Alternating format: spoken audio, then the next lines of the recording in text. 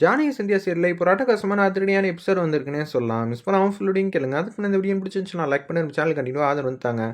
பத்மாவும் பார்வதி வந்து தந்திரமான முறையில் வந்து பேசுகிறாங்க ரகுராம் கிட்ட. பாருங்கண்ணே, இந்த வீட்டில் நீங்கள் ரகுராமா இல்லை மாயா ரகுராமான்னு எனக்கு தெரியல. இனிமேட்டு உங்களை இப்படியெல்லாம் வந்து யாருமே வந்து அசிங்கப்படுத்தினது இல்லைன்னு சொல்லி ஒன்றுக்கு ரெண்டாக வந்து வத்தி வைக்கிறாங்க. உடனே வந்து கடுப்பாயிட்டாப்புல நம்ம ரகுராம். மாயா இந்த வீட்டை விட்டு போ அப்படின்னு சொன்னோன்னே வந்து நான் எதுக்கு போகணும்? நான் வந்து சரியான முடிவு தானே எடுத்திருந்தேன். அப்பா வந்து தப்பு செஞ்சா, அதை சரி தப்புன்னு சொல்கிறதுக்கு பொண்ணுக்கு எல்லா உரிமையும் இருக்கே. நான் ரகுராமோட பொண்ணு. இந்த வீட்டில் எனக்கு எல்லா உரிமையும் இருக்கு. நான் ஒன்றும் சொத்துலலாம் பங்கு கேட்கல. பாசத்தில் தான் பங்கு கேட்குறேன். அண்ணே, நல்லா தெரியுதுண்ணே இவளுக்கு எப்படி பேசணும், ஏது பேசணும்னு. நாங்கள் கூட இவகிட்ட வந்து கற்றுக்கணும் போல இருக்கே அப்படின்னு சொல்லும்போது, ஏய் இது அவங்க 2 பேருக்குள்ள நடக்கிற விஷயம். நீங்க எதுக்கு தேவலாம வரீங்க அப்படின்னு சொல்லி பாட்டி வந்து எச்சரிக்கிறாங்க. தனா இது எல்லாத்தையும் வந்து பார்த்துக்கிட்டே இருக்காங்க. அந்த இடத்துல ஒரு பக்கம் நம்ம மாயா வந்து சத்தியமா என்னால் இந்த வீட்டை விட்டு எங்கேயும் போக முடியாது பெரியப்பா.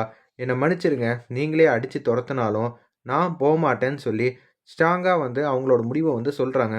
பாத்தியான முன்னாடி ஊருக்கு முன்னாடி தான் உன்னை வந்து அசிங்கப்படுத்தினான்னு பார்த்தா வீட்டிலே வச்சு இப்படி வந்து நீ எடுக்கிற முடிவெல்லாம் நான் கேட்கணும்னு அவசியம் இல்லை, தேவையும் இல்லைங்கிற மாதிரி ரகுராம் வந்து சொல்கிறான் அப்படின்னு சொன்னோன்னே வந்து கடுப்பாயிட்டாங்க நம்ம ரகுராம். மரியாதையாக போ அப்படின்னு சொன்னோன்னே நம்ம தனா வந்து பார்த்துக்கிட்டே இருக்காங்க. நீ ரகுராம் வந்து தனா கண்ணு முன்னாடியே வந்து மாயா கையை பிடிச்சி தரன்னு வந்து வெளியில் கூட்டிகிட்டு வந்து இனிமேட் நீ இந்த வீட்லேயே இருக்கக்கூடாது, என் பொண்ணுன்னு வெளியில் வந்து சொல்லிகிட்டு இருக்காத அப்படின்னு சொல்கிறப்ப, அப்பா நிறுத்துங்கப்பா, ஒரு நிமிஷம் நான் பேசணும்னு சொல்லி தனா வந்து கேட்குறாங்க.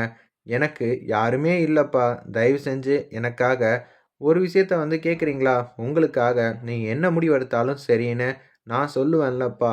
எனக்காக ஒரே ஒரு விஷயம் மட்டும் பண்ணித்தர முடியுமா? என்ன தனா, எதுக்கு அப்பாவை வந்து பேசி குழப்பிக்கிட்டு இருக்க? மாயா வந்து போட்டோம், அதுக்கப்புறம் எதுவாக இருந்தாலும் பேசிக்கலாங்கிற மாதிரி சொல்கிறாங்க பத்மாவும் பார்வதியும். நீங்கள் கொஞ்சம் அமைதியாக இருங்க, எனக்கு எப்போ எதை கேட்கணும்னு எனக்கு நல்லாவே தெரியும்னு சொல்லி அவங்க 2 பேரையும் ஆஃப் பண்ணுறாங்க. நம்ம தனா வேறு லெவலில் மாசாக இருந்துச்சுன்னே சொல்லலாம் அந்த சீன்லாம். என்ன வேணும் தனா? நீ எனக்காக யாரும் செய்யாத விஷயத்தெல்லாம் வந்து செஞ்சு கொடுத்த. நான் முடிவு எடுத்தால் கரெக்டாக இருக்கும்னு ஜானகி கூட வந்து நம்பாமல் இருந்தா. நீ எனக்காக நின்ன.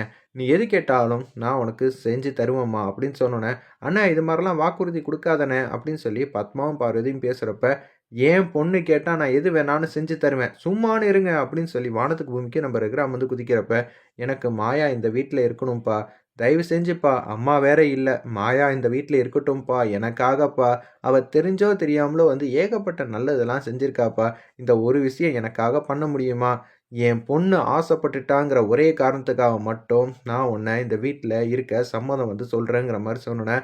ரொம்ப சந்தோஷமாக வந்து நன்றிப்பான்னு சொல்லி மாடிக்கு வந்து போகிறாங்க. அந்த இடத்துல நம்ம தனா மாயா மட்டும் கேஷுவலாக வந்து நின்றுட்டே இருக்காங்க. ஆனால் உன் தகுதி என்னன்னு தெரிஞ்சு இந்த வீட்டில் வந்து இருந்துக்க அப்படின்னு சொல்லி ரகுராமும் சொல்லிவிட்டு அங்கேருந்து போகிறாங்க. ஒரு பக்கம் பத்மாக்கும் பார்வதிக்கும் செமையாக வந்து அசிங்கமாயிடுச்சு. தனா வந்து தடுத்து நிப்பாட்டிட்டாலே, மாயா மட்டும் இந்த வீட்டில் இல்லைனா நம்ம சொன்னது தான் எல்லாரும் வந்து கேட்டிருக்கணுங்கிற மாதிரி கேவலமாக யோசிக்கிறப்ப தனா ரூமுக்கு மாயா வந்து போகிறாங்க. போனோன்னே, நீ என்னை காப்பாற்றினதுக்கு ரொம்ப தேங்க்ஸ். நான் உனக்கு செஞ்சதெல்லாம் ஒரு விஷயம் கூட இல்லை. நீ 100 மடங்கு செஞ்சனா நான் அதில் உனக்கு திருப்பி செய்ய இது 1% தான் இருக்கும். அதையும் இதையும் கம்பேர் பண்ணாதம்மா. நான் என்னம்மா உனக்கு செஞ்சிட்டேன்னு சொல்லி நம்ம தனா வந்து மாயா கிட்ட ரொம்ப எமோஷ்னலாக பேசும்போது அப்படியே 2 பேரும் ஹக் பண்ணுறாங்க. என் வாழ்க்கையே வந்து திருப்பி கொடுத்துருக்க. எங்கள் அப்பா முன்னாடி என்னால் பேசவே முடியல. ஆனால் நீ என் வாழ்க்கையை வந்து மீட்டை எடுத்து கொடுத்துருக்கம்மா. ரொம்ப தேங்க்ஸ். இதே மாதிரி அம்மாவை எப்படி இருந்தாலும் வெளியில் வந்து கொண்டு வந்துருமா அப்படின்னு சொல்லி தனா வந்து மாயாட்ட வந்து கேட்குறாங்க. ரொம்ப எமோஷ்னலாக இருந்துச்சுன்னே சொல்லலாம் இந்த ப்ரோமோ.